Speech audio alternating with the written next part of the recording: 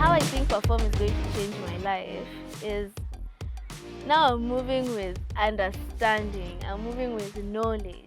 Now I'm not afraid of expressing myself because I know what is right and I know what is owed to me and I know what I deserve in terms of business, in terms of artistry, and just the information that I have is just enough for me to move different in the industry.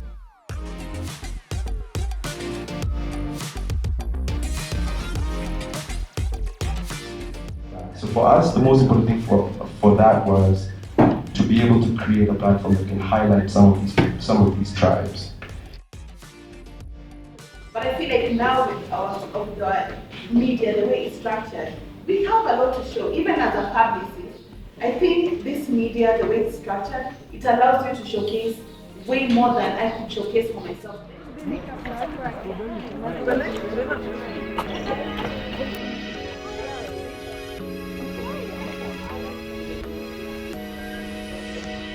The most part I got value from was the class where we were mixed with the artist managers, and we were given a quick challenge to do like an hour to come up with a pitch and stuff, and it was really nice to like work under pressure and like quick. So that is one thing I have adapted, working under pressure. And the next thing I learned, I had issues with and I wanted to learn was about distribution and marketing.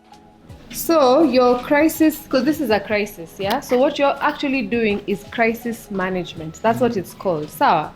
So I'm going to give you a crisis response framework within which you need to work and against which, when you present, you will be scored. Make sense? Sawa? So number one, you need to assess. Sawa. Oh, yeah.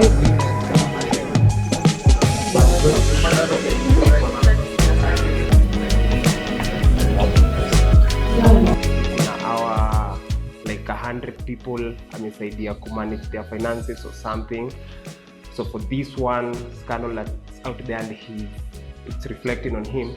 He can't be like to maintain his credibility. And then another. Then come to the issue, say how the fans react. For example, each and every artist has their own crowd. Depending on the level of like that crowd aggressiveness, have some anti-riot police on standby in case you need them. What they would do as a team is to consider our cancellation policy with the venue.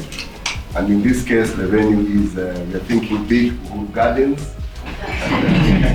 So her visual identity is short hair, smart accessories, and her stage presence basically being lively. Yeah, because we haven't heard the artist herself. You know, here's the artist. In fact, bring the artist in front and sell the artist and say, this is our artist, as opposed to the artist being hidden. Yeah. Do you know what I mean? You believe in this artist, right? And you want us to as well. So it's not necessarily loudness, but it's confidence and make the room yours. Yeah.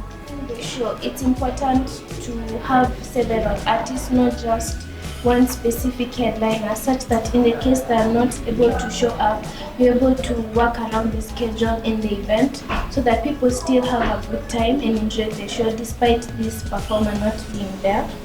I only know you. Who are the people behind her in the sense of like, okay, who has partnered with this person? So in that getting to know the artist part, that's really good, especially if you're planning to do a concert that's going around Africa. Having partners or collaborators in those places you want to take it is also very helpful.